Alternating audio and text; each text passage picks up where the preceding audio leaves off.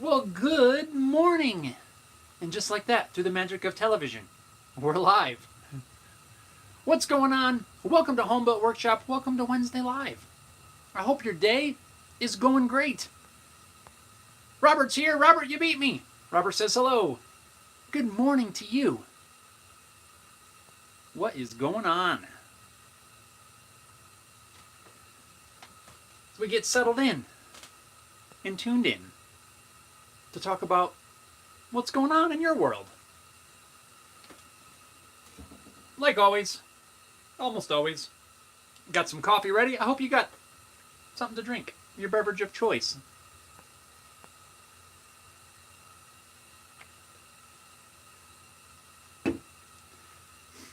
All right.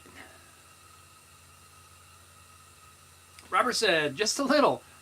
It's cool and maybe gonna be raining today. Man, I wish we would get a little rain. Not quite that time of year yet here, though. Atelius says, howdy. Good morning. How are you today? Harry Dude's here.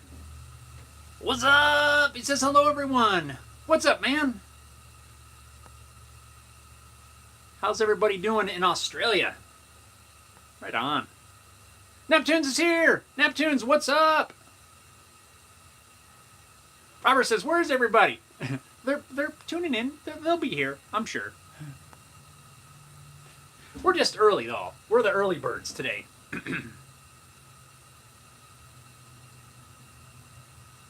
Tim's here. There we go. Tim says, good morning, y'all. Hope everyone's having an awesome day. I do too. I hope you all are having a fantastic day as we get rolling here for today's Wednesday Live. Right on, right on. What's everybody working on? Punch that in. Let me know what's on your workbench.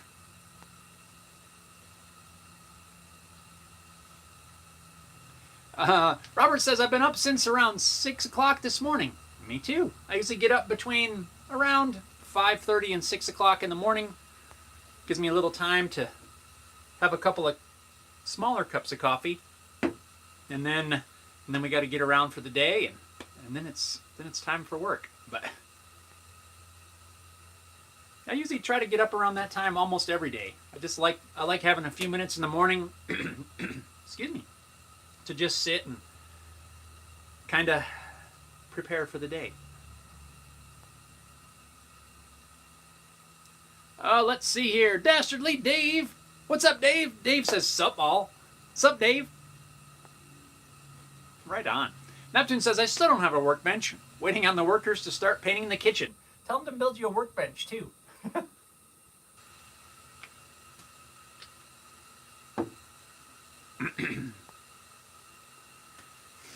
Let's see. Robert says, just been watching YouTube and playing Raid Shadow Legends. I've heard of that. Yeah, I just was doing a little bit of editing while the heat was running out here to kind of take the chill off. It's not too shabby. Working on a video for this weekend? Next weekend. One of these upcoming videos.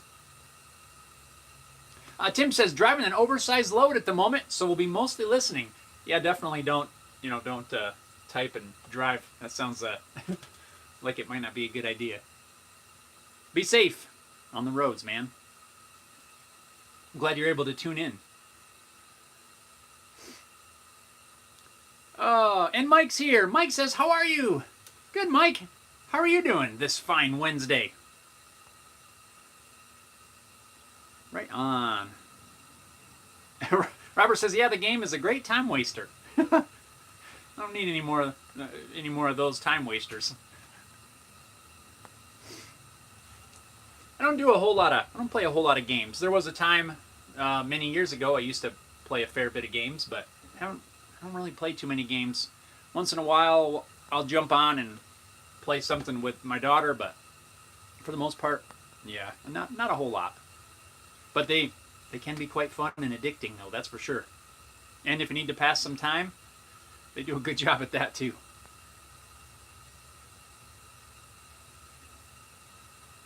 XK Tree, what's up? XK Tree says, good morning. I'm going to start building cabinets for one of 4 projects. Nice. Right on. You doing a remodel or something like that? Or like kitchen cabinets or shop cabinets? What kind of cabinets? Inquiring minds want to know.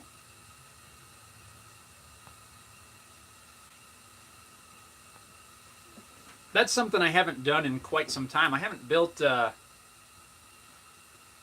cabinets in quite a while. But maybe one day I'll get back to that. Neptune says, Tim, the roads are a little safer at the moment. I'm not out there. There you go. Neptunes, if you see Tim coming down the road, just move over. Robert says the game has some really nice graphics. Is really about all it has going for it. Mike says, doing good. My daughter's sick, so I'm home from work today. Going to start cleaning the garage so I can start back up on my guitar builds. Right on. The guitar builds, of course, not that the daughter's sick, because that's never fun. Those are, for me anyway, those days, it's just, they're tough. You know, one, because your kid is sick, and that's always brings me down. So I'm with you. I hope she feels better very quickly.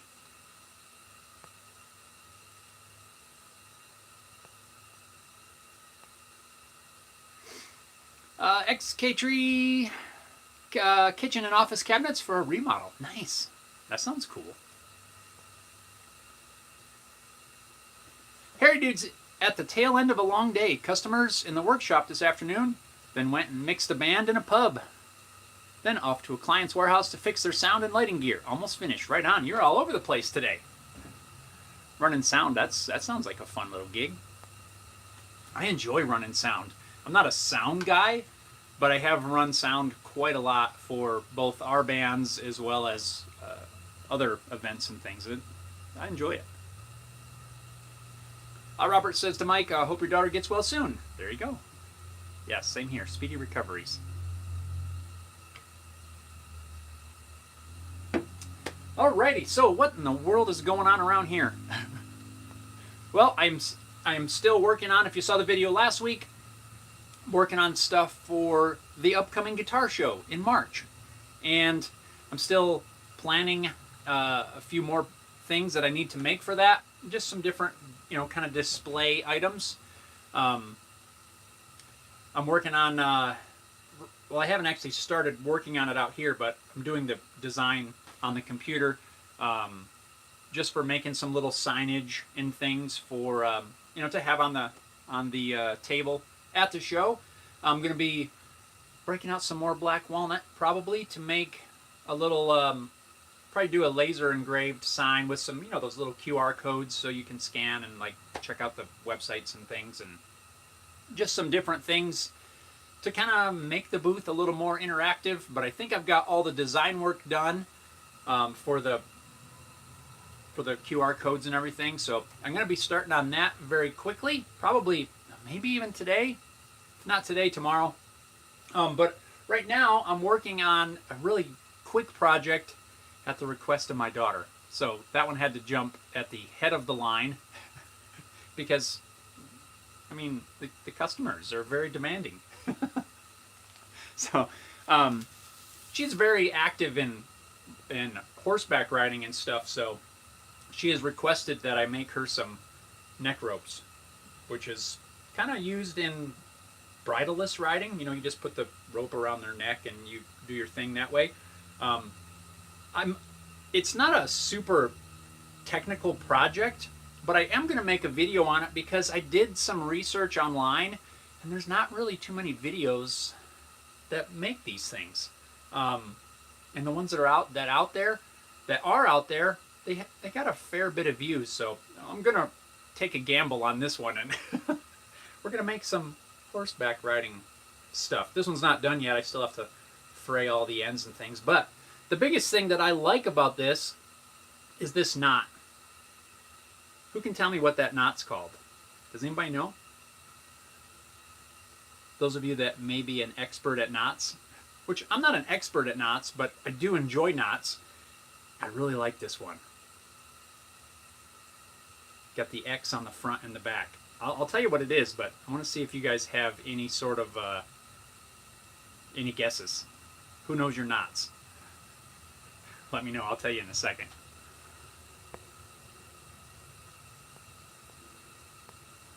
XK Tree says, FYI, thanks for the omelet parlor suggestion a few weeks ago. It was so good, I'd contemplate moving there just to be closer to it. Oh, awesome. That is great. I'm glad you had a good experience and enjoyed it. Isn't their food good? It's been years since I've had it myself, but yeah, it's so good.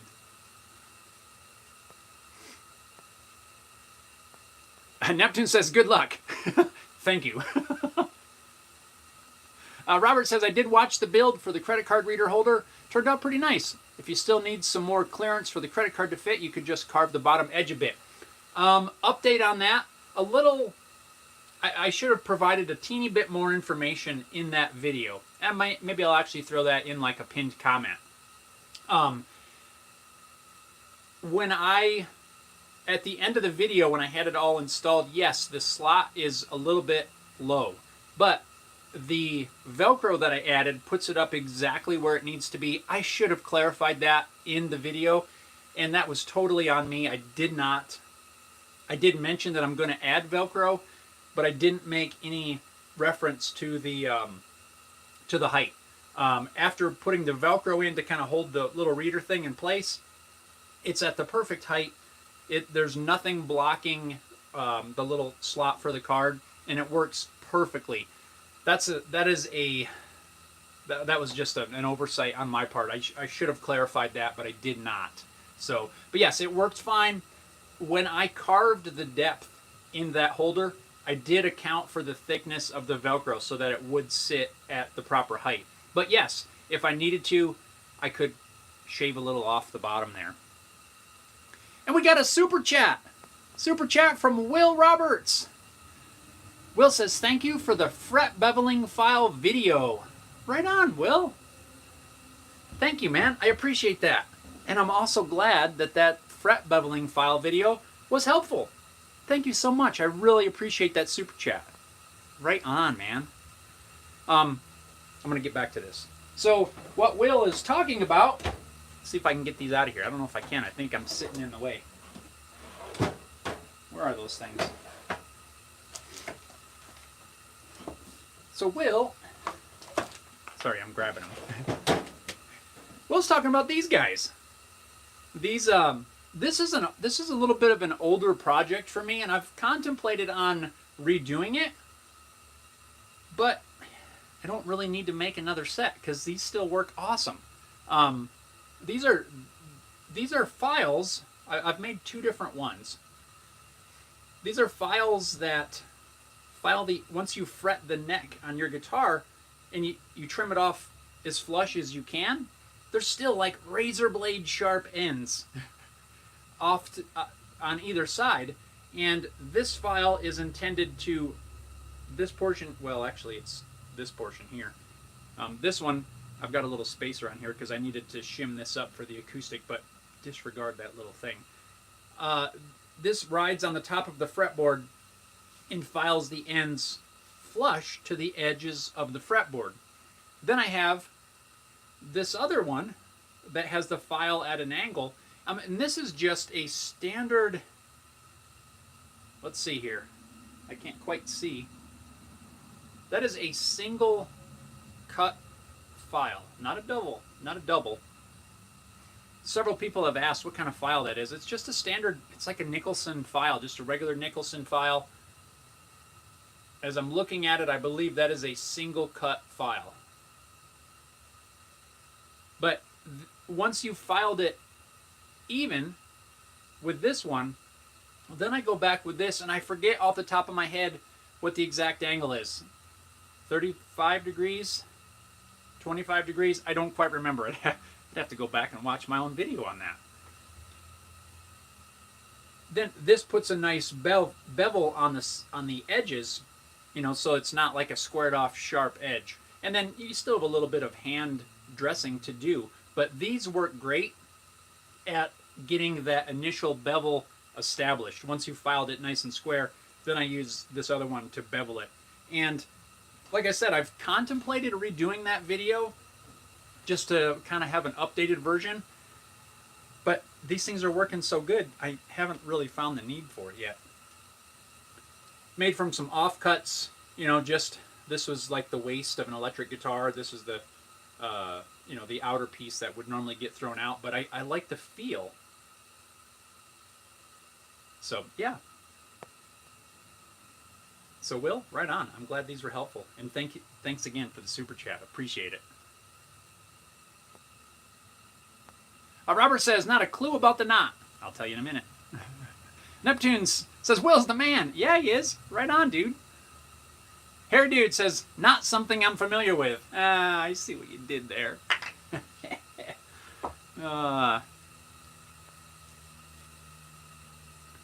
Robert says, you did say you were going to add Velcro, but didn't know if it was going to raise the reader up enough.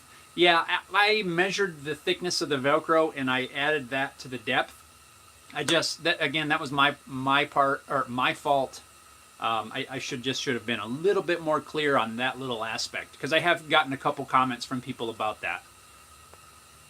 That one was me, but it works fine. Everything's at the right height, and it works great. Paul's here. Good morning, Paul. Paul says greetings.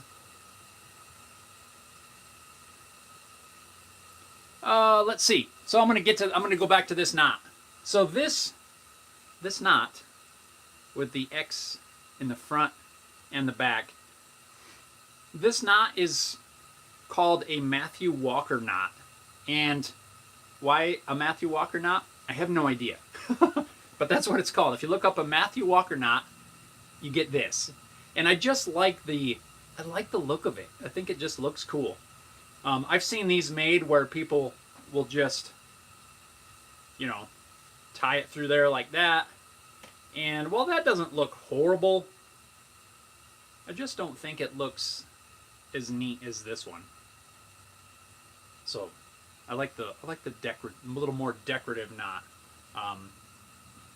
So I gotta finish this up really quick so my daughter will have this. Again, I am gonna do a video on this. So make sure when it comes out you guys watch it, even if you're not interested in this sort of thing. Make sure you watch it, hit that thumbs up, and you'll learn how to tie this knot, which is kind of the focus. Mike says, would you ever consider doing a headless guitar? I've wondered if making one of those necks would be easier than a traditional guitar neck. It's not something I've really heavily considered, mainly because for some reason I like the look of a headstock, of an actual headstock. That's my personal preference. So I can't speak into that. I'm not saying that there's anything wrong with a headless. That's not at all what I'm saying. It's just my personal preference is I like to have some sort of a headstock. Just some weird thing in my head. That being said, I feel like that it would be a little bit easier. And if any of you have made one, please chime in and let us know. I feel like it would be a little bit easier on the neck part, but again, you still have to mount all of the tuning hardware and everything on the guitar itself. So I kind of feel like it might be a wash. You know, a little easier on the neck, but you got a little extra on the body, so I don't really know, to be honest with you. But I believe if we're only talking neck construction, I do believe that it could be just a tick easier. Paul says angle's 30 degrees. Thank you, Paul. I don't know why. I should have written it on there. I don't know why. But I know I calculated the angle I wanted when I made it, and then after that, it's gone. Robert says, Paul, morning. Hair Dude says, made my fret beveling file at 15 degrees, had a few necks with tight string spacing. Yeah, you know, I don't feel that there's a hard and fast rule that says it has to be this angle, it has to be, 30 degrees, has to be 15 degrees. Um, but you make a very good point.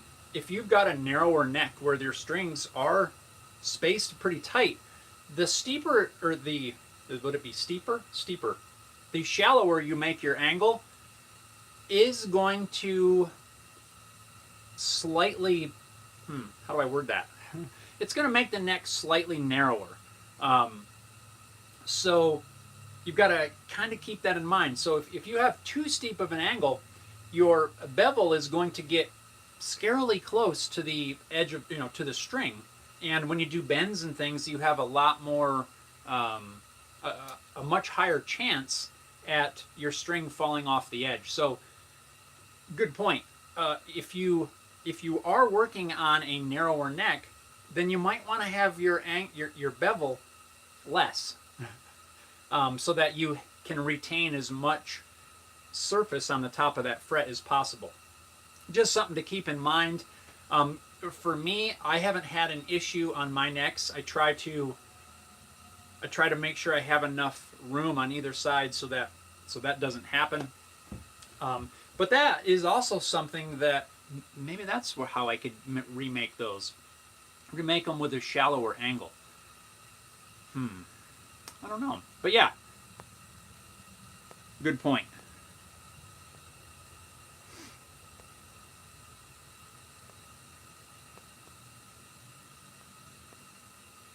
But really, overall, I really don't think it makes all that much of a difference. Like, only until you get to really tight string spacing. You want to make it 15? You want to make it 20? You want to make it 22.75 degrees? The whole idea is to put some sort of a bevel on the edge so that it looks nice, but it makes it a little bit more comfortable as well. Okay. Paul says, Matthew Walker was a sailor who was sentenced to death by a judge who had once been a seaman. After passing sentence, the judge said he would set Matthew Walker free if he could produce a knot that the judge could neither tie nor untie. Sorry, they taught us that in the Navy. Oh, dude! So you are familiar with the knot. Interesting. So that it is it's a little bit tricky to tie. Once I've done it about, 20 dozen times, I think I can now do it from memory, but you got to get it just right. It like loops around. Let's see. I got an extra piece of rope here. Let's tie one. Just for fun. Do you know how to tie it, Paul? I'm going to tie it right here and see if I can remember.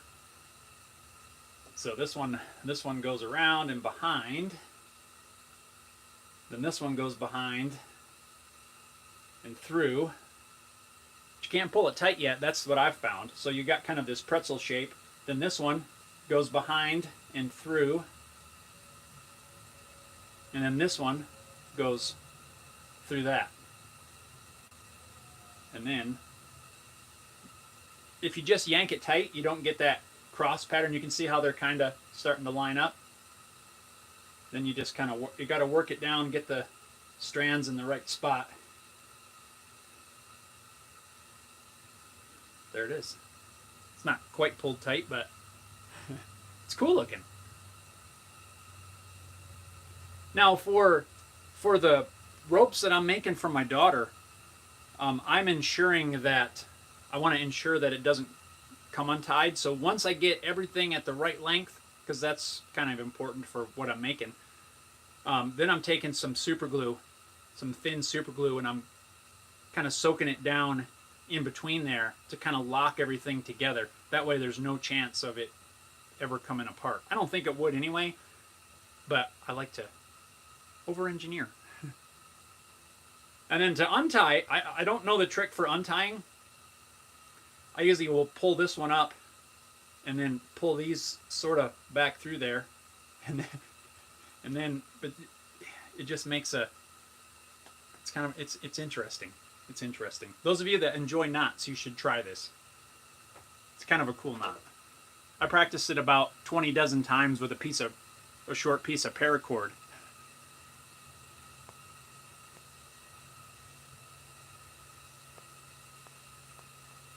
Paul says it's a decorative knot used to keep rope ends from fraying. Robert says, hairy dude, it always seems to be a little much for the angle on the fret ends. I think the 15 degrees, I would like it better. Yeah, that's what I mean. I don't think there's a hard and fast rule, but... Hairy dude says, I've never designed or made my own neck, just encountered this when doing refret jobs. Dastardly Dave says, bought a fret file at 10 degrees, handy for touching up frets. Highline Guitars, Chris, what's going on? Highline Guitars says, I bevel my frets with a belt sander. Yikes. I've done that. I've got a belt grinder, and I have put them on there and gotten rid of most of the excess material and then cleaned it up with my files. But yeah, I mean, sometimes I found that sometimes it's hard to get really close. So sometimes you have a little bit more, a little more fret sticking off the end, and sometimes I'm just in a hurry and don't cut it too close anyway. So I'll just take it on the belt grinder, get it very close without touching the neck, and then clean it up on the with the file. Yeah, absolutely. Hairy Dude says, to Highline Guitars, I like this idea if you have an angled rest for the neck. Yeah, you could do that, some sort of a support. Chris says, no, I do it by eye. That's the way I've done it a few times. Very carefully, holding it, watching my progress, going slow. And I also try not to use a super aggressive belt. That way it cuts a little bit slower. And, I don't risk it just, running right into the sander and causing a disaster on the side of the neck. So I'll use a little bit coarser grit, go nice and slow, and yeah, I don't have any sort of edge guide or anything for doing that, but that's a good idea. If you had some sort of thing like a cradle maybe the neck could sit in, there's tons of ways to do it, and that's what's cool. That's what's cool about it. Paul says, between the Navy and being a scout leader, yeah, familiar with it. My favorite knot is the infinity knot. Used it to make neckerchief slides for scouts and leaders. I have a leather one I made. Yeah, I was in Boy Scouts, Cub Scouts, all that growing up. And, you have to learn a bunch of knots. A lot of them I don't quite remember. But I do enjoy tying different sorts of knots. And, yeah, I don't remember the infinity knot offhand. I'd have to refresh my memory on that. Actually, I probably have the knot tying book still. I still have all my books from being in Scouts.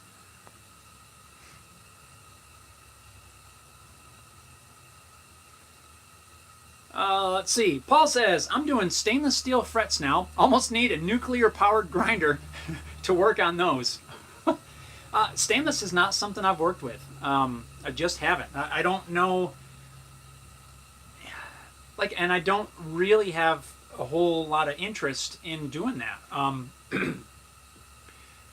Mine are just usually regular nickel-silver frets. I did recently, I got some gold fret wire in, that Evo Gold, and I'm going to be doing that on the next build that I'm going to start probably in the next few days.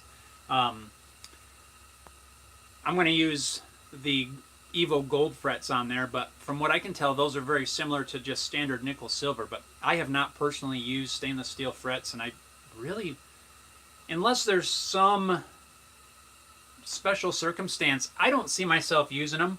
But yeah, who knows? That's right now. Maybe that'll change. Oh, Chris, you know about the guitar show up in Denver in March? Are you gonna attend it or anything? Be cool to see Highline Guitars over there.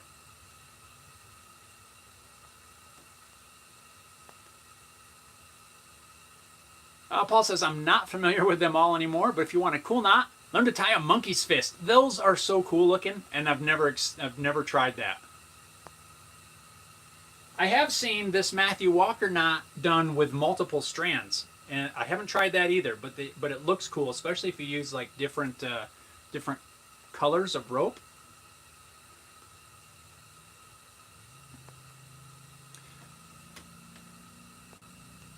Brian's here. Brian says, happy Wednesday, everyone. Just got in from work. I'm glad the week is on the downhill. Yeah, happy hump day. That's what they say.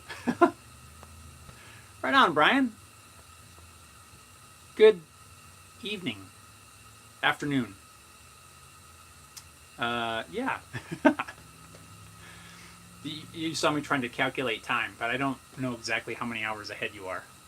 Robert says to Paul, I haven't used or worked on steel frets, but I've heard they're harder to work with.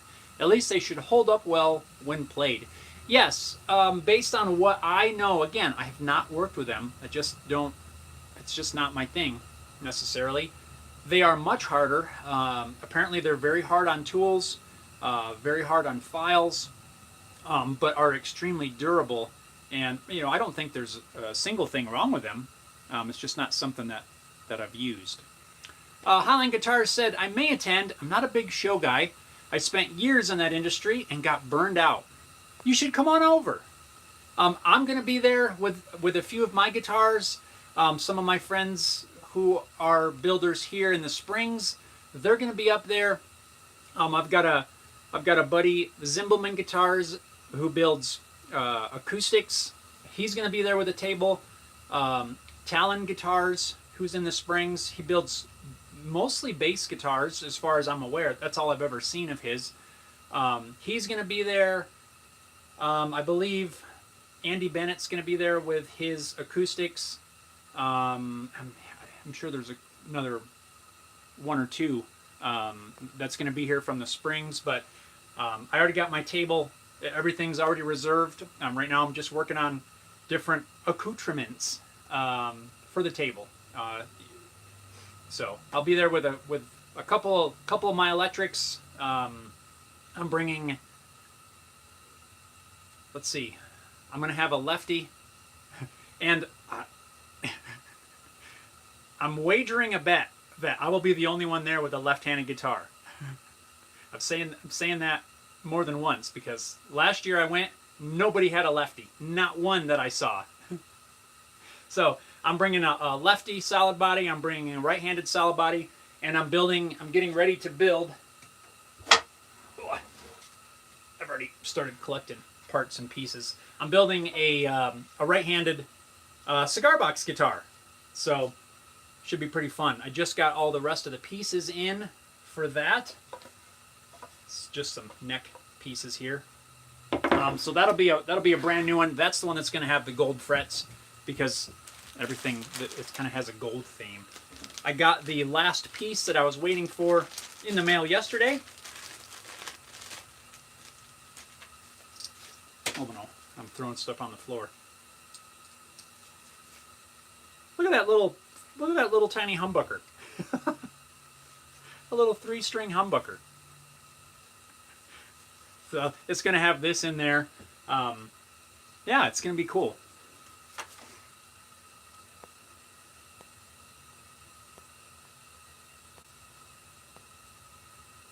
So yeah, even if you don't attend, or if you don't show your wares there, you should come on over, check it out.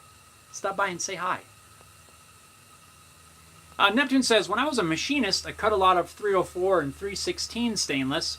316 is tough to cut. 304, not bad. I wonder what they make the stainless steel frets out of. I don't know. I'm sure it's listed on there. I'd have to go on and look at the specs. Harry Dude says, I've only done one fret job with nickel silver. It was my own guitar. Using those is like mowing lawns. You know, you're going to have to do it again. Only used stainless steel since. Interesting. Brian says it's evening, 5:30. So you're about 8 hours. 8 hours ahead. Highline Guitar says, I'll put it on the calendar. Yeah, that'd be awesome. Paul says, since you have building an acoustic down pat now, I can send you about 8 feet of stainless steel fret wire. You can be challenged on the next build. Well, first off, I wouldn't say I have it down pat. I've completed one, and it sounds really good. I don't think that's down pat. Once this guitar show stuff preparation and everything is all taken care of, I probably will be jumping back on the next acoustic builds.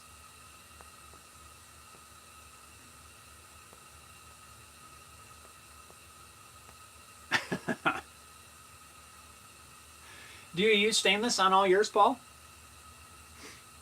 Mike says, 1. I know one of your neck build videos you measured out the fret spacing with a ruler. How accurate can one get the spacing without a template? And what kind of ruler would you recommend? Let me see if I can find. I know exactly what ruler you're talking about.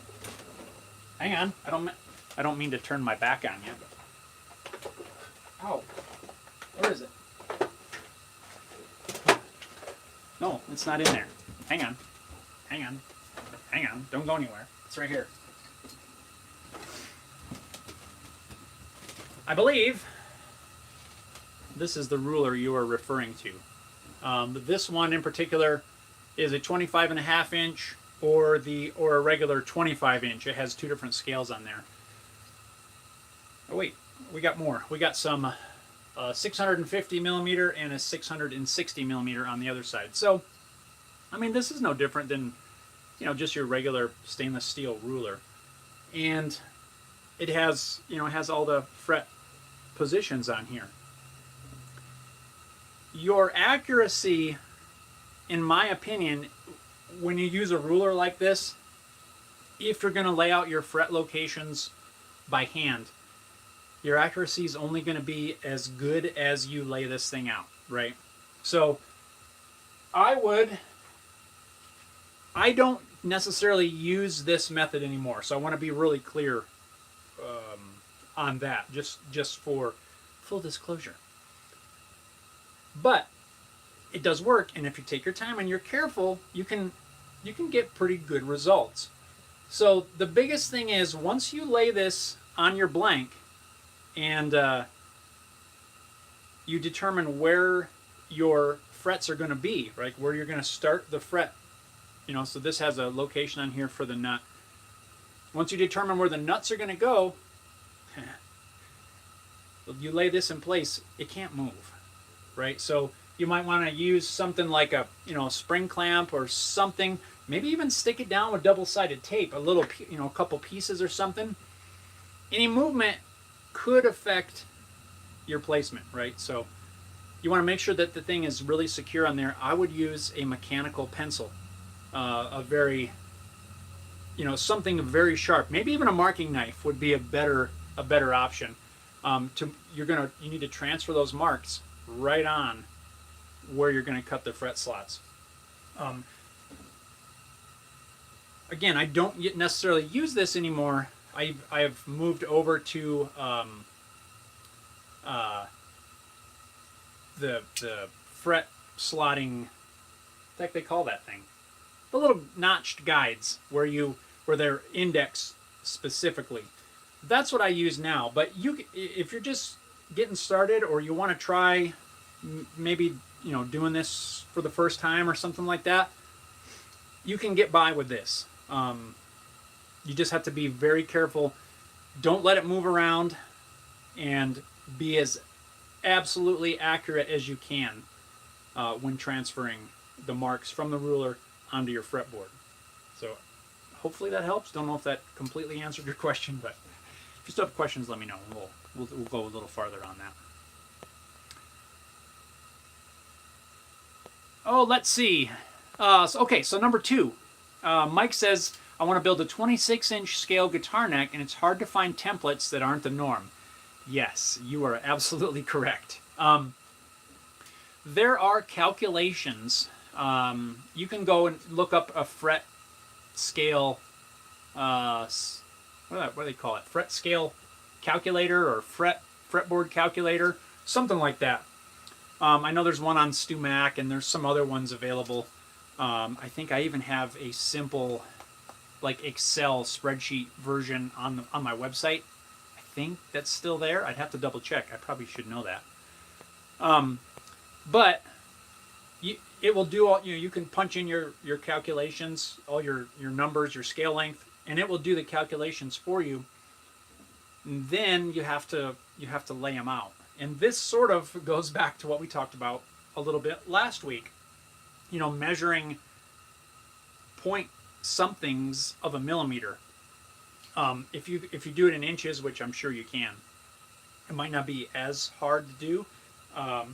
But if I was going to do a non-standard scale length, kind of a one-off thing, I would probably use one of those fret calculators, and then I would use a good quality caliper, make all my measurements there, double, triple, quadruple check. If you have the means, I would measure not only from fret to fret as you're laying it out, but I would also measure from the nut to the fret. And I believe most of those calculators will give you both of those numbers. Because when you're laying it out by hand, you don't want any errors, especially down, at your first few frets. Any errors that you get there are going to compound as you work your way up. So if you only measure fret to fret,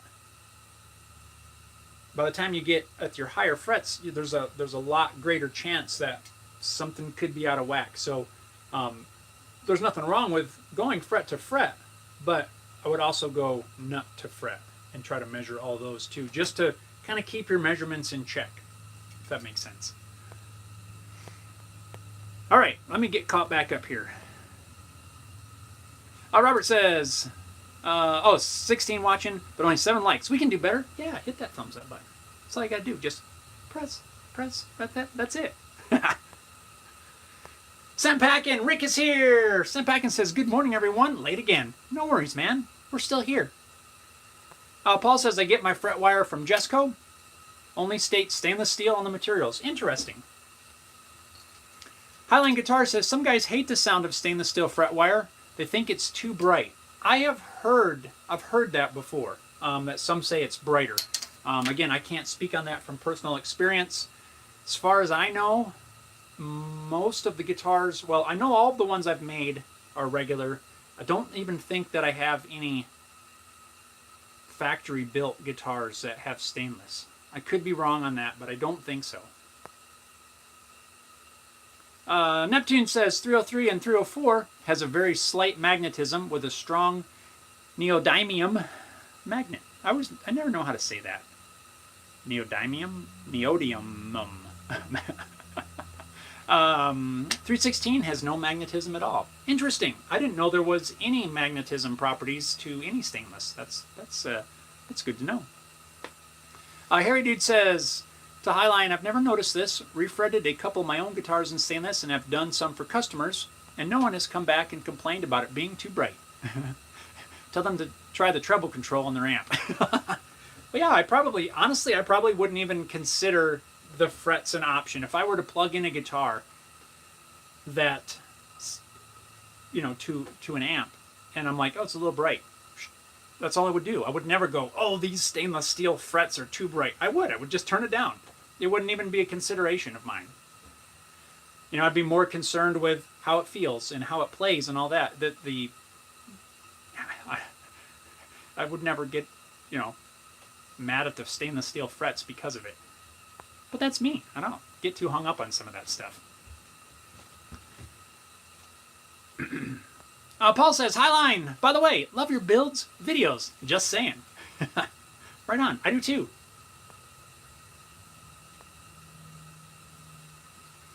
Let's see. Sempackin says, hey, are you still looking for a number 3 plane? There's a Stanley for $100, 16 years old, cracked handle, but the guy would fix it.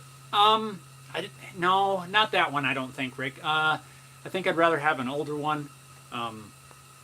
Just because, like, all of these, I don't know the exact ages of the ones that I have, but they're not newer. I can tell you that.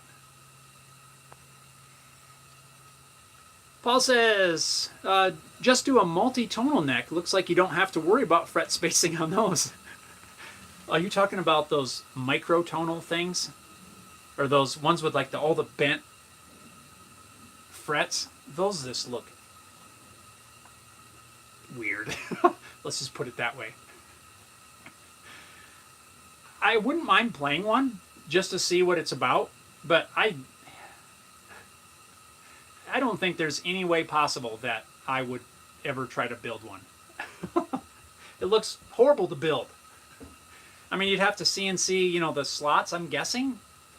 And then, I don't know, do you buy the frets already bent? Or do you have to bend the darn things yourself? That just sounds like a nightmare. Now, a fan fret, I'd like to try a fan fret. But I don't think one of those microtonal things. Oh, yeah, they're rough. They look rough. Highline guitars, what do you think about those? Those microtonal frets that are all zigzaggedy and crooked and weird. Have you ever done anything with those? I don't recall seeing anything on that, but I don't know. It's not something really that I would consider, to be quite honest.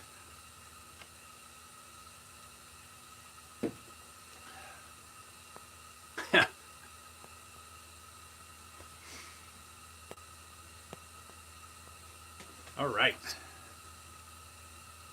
So yeah, rulers. Rick says, has anyone bought pickups or anything from Guitar Fetish? I was looking at some replacement parts for a couple of refurbishing projects. I know I personally have not, but I know a lot of people do. I'm in a couple of like kit building guitar groups, and I see a lot of people talking about them from there. I can't personally speak to them, but just be aware of what you're buying. You know, a lot of those, cheaper places. I shouldn't even say that because I don't know if that's what they are. You get what you pay for, really, is all I'm going to say. So just make sure you know what you're doing, or you know what you're buying. Yeah, but I've heard of tons of people that have good luck with that sort of thing. Highland Guitar says they work, but as far as I know, you have to buy a finished neck. The frets aren't available for a self-install, as far as I know.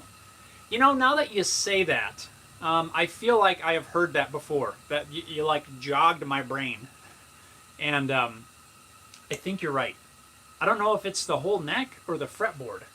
I was going to look it up, but who knows how long that would take. It would be interesting. It would. I mean, if you could buy a fretboard, that'd be kind of cool. You know, already fretted fretboard, and put it on your project. I'll have to look on that, because it might, I don't know. Mike says, do an 8-string fan fret guitar. Love to see your metal chops. Horns. That would be cool. The only problem is, I have a 7-string. It's a Schecter of some model.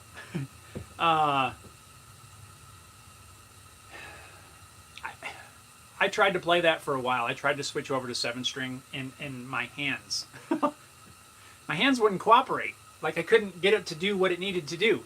I did play it at several shows to try to force myself into using it, and it didn't work out as well as I thought. So I can't even imagine what I would do with an 8-string. Although I love the sound of an 8-string.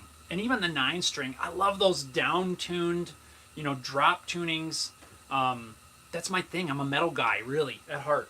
But I can't make my hands run that many strings. I see some of these guys, playing the 8, 9 strings, and the low tuning and all that stuff just sounds cool. I would like to build one, though. I just don't know how I would play it.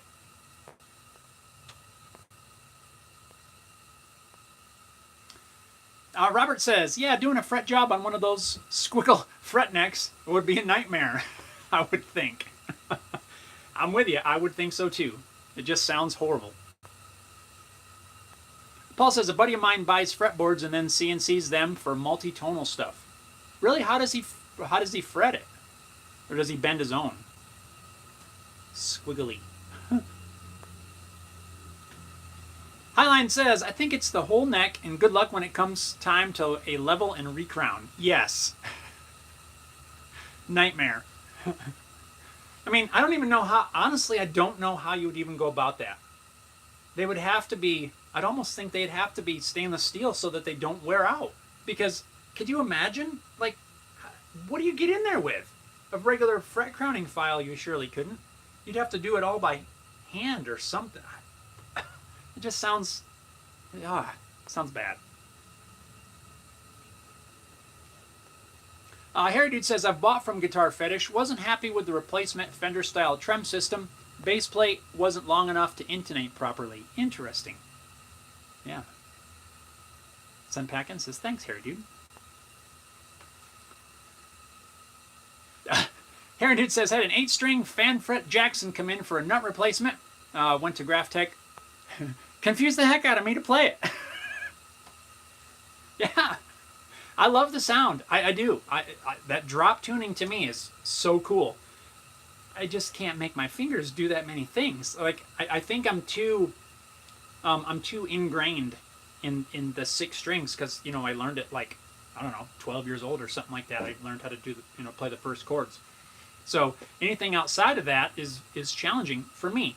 Now if I really told myself that I need to go in and learn this, and I sat down and I started playing it more and more, I'm sure I could at least sort of get comfortable with it.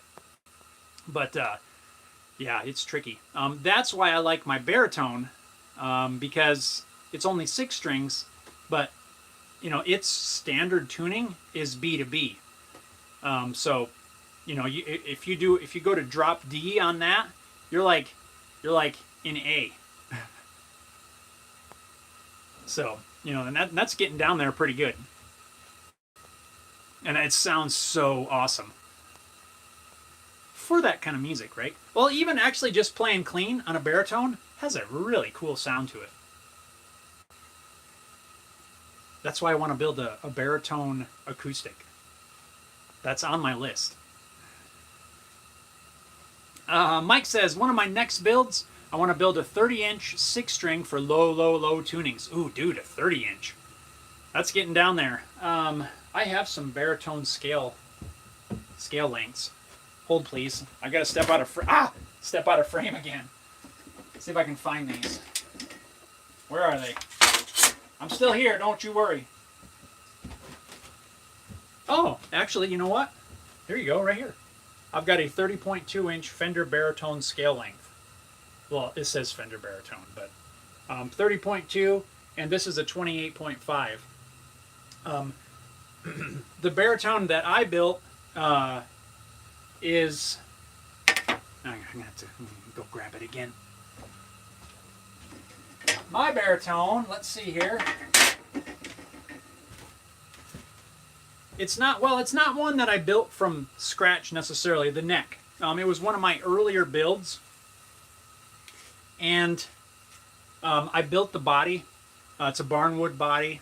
But I purchased a Telecaster style conversion neck. And it's 27.78 inches, which is a very strange scale length. But I had this fret template custom made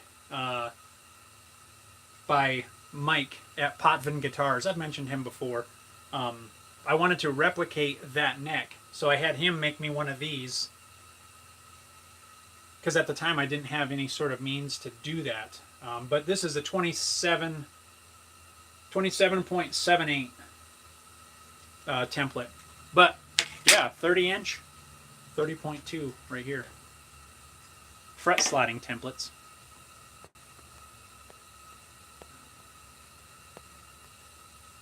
So yeah, I don't see any reason why you can't, man. You'd be able to put on some good solid baritone drop. Well, I wonder what that would be. 30-inch. I forget what my baritone has. It's like a 72 low string, or maybe even bigger. Henry's here. Henry says, "Dang, missed it today." Well, we're still here, man, for a few minutes. Yeah, you're good. How are things going with you? Paul says, "I've bought ferrules and some other generic parts from Guitar Fetish. Haven't had any issues so far." Senpaka says, "Thanks to you, Paul." Mike says, "Also, do you have a link to your band? I didn't know you were a metal guy." Yeah, yes, sort of. If you go to my metal band is unfortunately no longer playing. We haven't played in quite a few years, but if you go to YouTube and you search Sanguine Addiction, you might have to put Colorado Springs in there too. I'm not sure, but there's a bunch of videos and stuff up there. I wish I had a keyboard. I'd throw the link up there. Neptunes, are you able to do that? Are you in a position where you can throw a link up there? Yeah, you can see some of our stuff. We've got a couple CDs, a couple albums we've done. But yeah, go hit it up. Let me know what you think. Harry Dude says, isn't 30-inch scale length getting into short scale bass territory? I believe it is, yes. My buddy Brandon with Talon Guitars, who I mentioned earlier, is going to be at the guitar show in Denver. He builds basses. His basses are 32-inch. I think it's 32. 33? I'm pretty sure it's 32. So, yeah, I mean, it's getting close. I don't know what the exact short scale bass, what's considered short scale bass, but yeah, 30 inches it's pretty dang long for a guitar. Like I said, my baritone is this weird 27.78. I don't know if, because that's a conversion neck made to take off like a standard T style neck and bolt this one in place. I don't know if they had to do something different with that, but it's it's pretty cool. But so yeah, 30-inch. The fret spacing would probably be getting pretty wide by then. It might be getting a little hard to like chord comfortably, but I know on the 27, basically 27 3/4 roughly, you can still play chords just fine, but yeah, I think it'd be kind of cool. And that's why I ended up buying this for the baritone next, because I wanted to try some different scale lengths after trying the one that I have.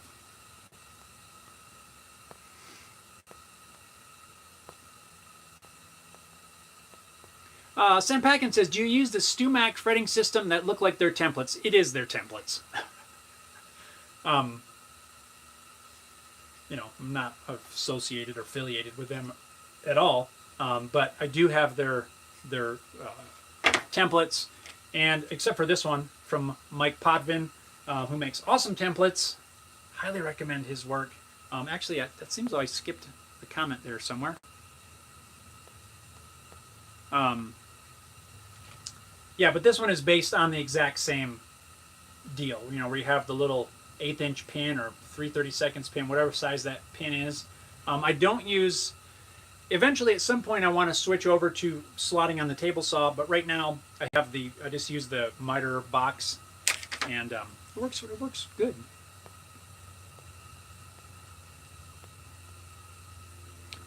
Robert says, I don't remember what it's called, but I watched a really nice bass being made and played.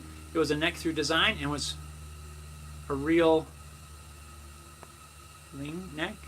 The strings went beyond the bottom of the edge of the body. I know what it was. I know what you're talking about. That, I think they called it a sub bass, and I couldn't get a good feel. If that's the one you're talking about, it had a little thing at the end of it because the bridge had to be back so far. I saw that video. I couldn't get a great sense of how it sounded, honestly. But it did. It looked cool. Paul says, love Mike's templates. Yes, I do too, man. I've got quite a few. He's done some custom stuff for me. Well, I mean, I've paid him to do custom stuff for me, but I have no relationship with him either. We've emailed back and forth a few times on some different things. He's done some custom templates for me for different projects. But yeah, if you were looking for super quality templates, and as far as I can tell, they're very accurate, check out Potvin Guitars. Rick, I believe they're up there. I believe he's up there in Canada with you. I forget exactly where, honestly, but yeah, definitely really good stuff, and pretty fun to work with. Never had an issue. Robert, oh, excuse me. Trying to get choked up there. Robert says it sounded amazing, had really deep bass notes. Neptune says, sorry, I'm on my phone. It's all good, man. Henry says, I think Guitar Fetish is great to start out. Better than spending all your money on StewMac when just getting into guitar building. Yeah, I mean, there's tons of places out there to get stuff. You just, like I said, you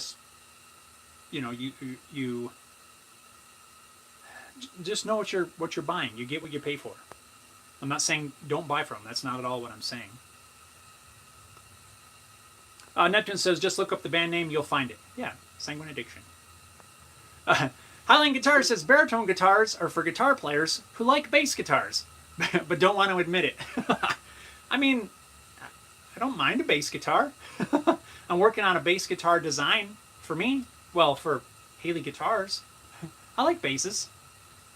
And I like baritones. I said it out loud. Paul says, I bought my fret saw and binding jig from StewMac after I secured a home loan to pay for it. Yeah, you had to take out a home equity, a HELOC. There it is. I do want to switch over to the fret slot method. Maybe even the CNC method. I might do that too. I did recently. Watched yours, Chris, on the using the little 023 end mills and stuff. Just to trying to get things rolling for how I want to proceed with that.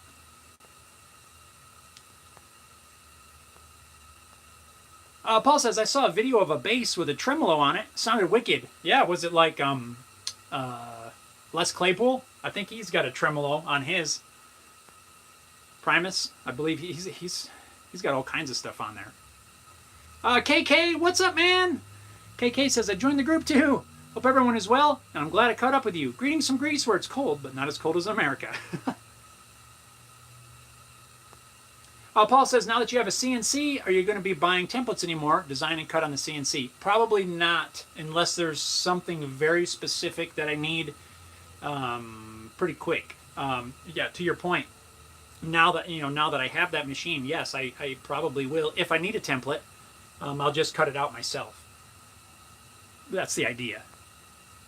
Now, ideally, I want to cut the whole body and the whole neck on the CNC. That's my end plan. So then I wouldn't technically need templates for most stuff. Maybe some sort of custom thing here and there. But yes, that's the plan, to be able to do all that myself. Robert says, if you thought about building a 3/4 size guitar, smaller to make it easier for a small stature person. Yes, I have thought about that, mainly because I want to build one for my daughter.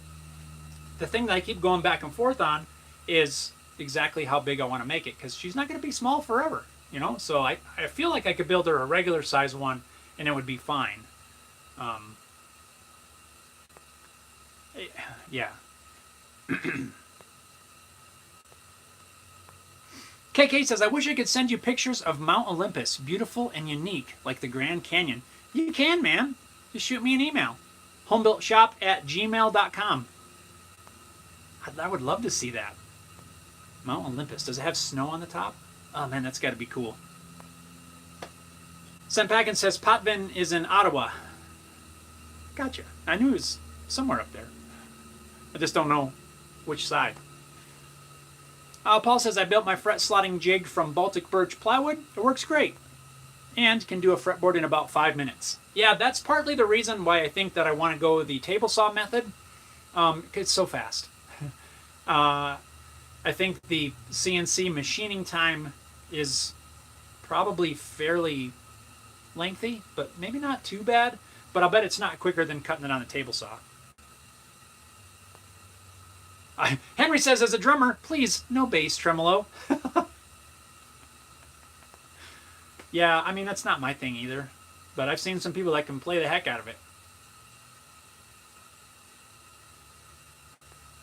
Paul says, if you do all that on a CNC, remember to still build one by hand, just to keep the touch. Yes, I agree.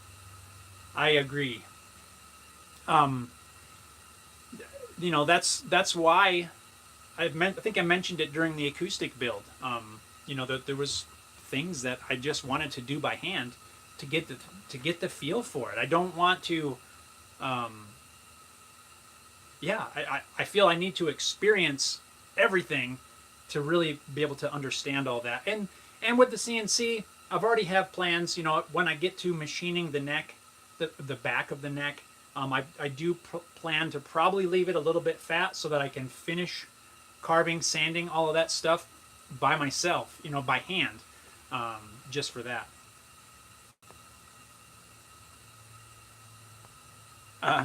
Highline Guitars says I have thousands of templates in a folder on my Mac. Yeah, I mean, and you know, and you do a lot of your work on a CNC. I'm sure there's always applications that you're going to need some sort of a template for. You know, like I showed you this little humbucker earlier, this little 3-string guy. I've used this on a different build, and I didn't have the CNC at the time, but I had to make a routing template for it. I got to find that routing template so that I can use it for this. But yeah, all kinds of different applications where you're going to need, you know, you're going to need a certain template for something. Robert says, may just build a parlor-sized guitar. Yes, the parlors are quite small. In fact, that's what Eric Schaefer is working on right now. If you guys follow him in his channel, he's working on a couple parlor-sized guitars.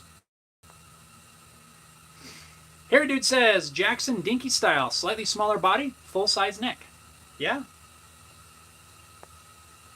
Highline Guitar says CNC fret slots equal blind fret slots, no binding needed. That is another advantage, and it definitely is one that I want to try. Paul says, I don't own a CNC, not opposed to them, but I can do things almost as accurate and a bit faster by hand on most things. Paul, I don't disagree with that at all, honestly. I feel very comfortable. You know, I've been using my templates for quite a while now, and I feel very comfortable making a guitar body with my templates. You know, the switching back and forth and making sure everything's lined up, you know, can kind of get a little nerve-wracking. Thankfully, I don't have a whole lot of hair to pull out. But yes, I agree with you 100%. My thought is, I think I've shared this before,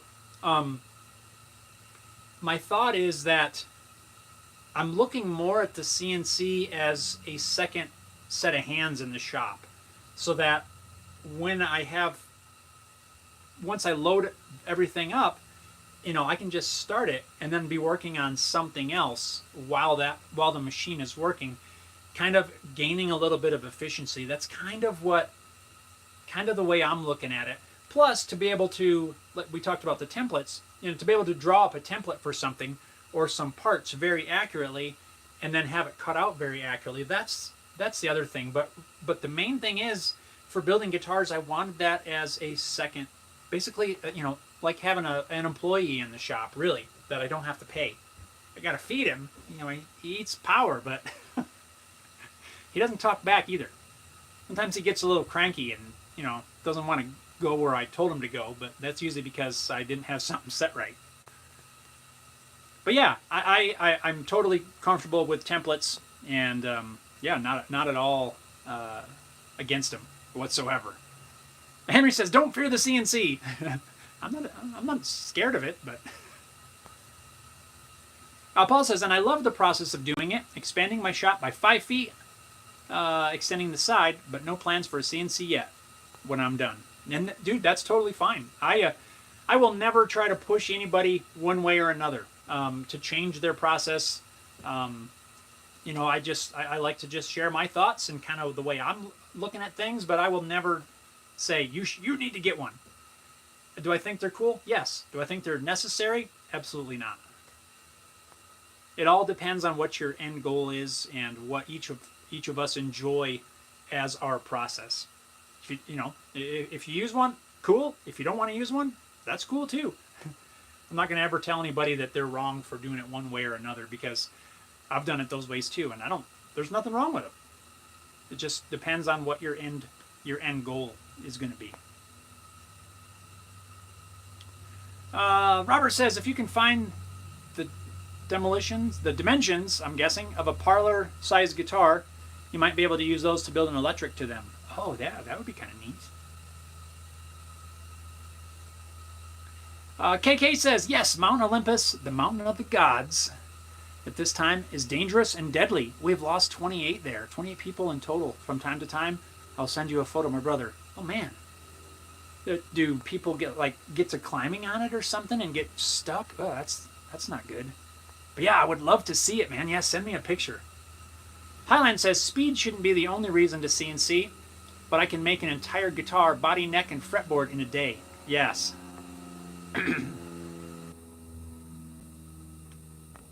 Yes, that is another reason, right? So, what I'm finding, and most of you probably know that, even if you don't have a CNC, right? The work is in building the file.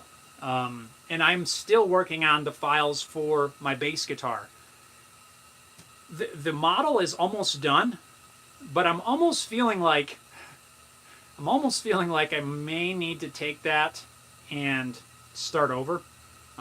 Just because I've learned so much in the design process that I feel like my model will be much cleaner and much better if I just kind of start over with you can copy sketch to a new drawing, but that's where it's taken the time, is just getting everything finalized. I've got the total shape finalized, I've got the pickup cavities and all that, the neck is modeled, everything, but I forgot to include an important thing. And for me, that was having the ability to go from a 4-string to a 5-string. I didn't do that. So in order to take the model that I have, if I want to do a 5-string, I basically have to remodel the neck and probably another modified body that has a 5-string neck on there. And I really don't want to have to mess with that. But the most of the time is spent in the design. Once you have it designed, you just send the machine to do it. And then, yeah, you can crank everything out once you have everything done. Another design that I'm working on right now is for an acoustic guitar sidebender. I'm very early in the design on that. I really only have a couple of parts sketched out, but that's something that I need to build before I start in on the next acoustic. But it just takes time. You got to get it designed correctly in order to be able to cut it correctly. And then the speed, boom, yes. Like you said, Chris, you can just cut everything out right away. In a day, you've got all the parts cut out, and that is the reason that I decided to go ahead and get a CNC machine, because that's where I want to be eventually.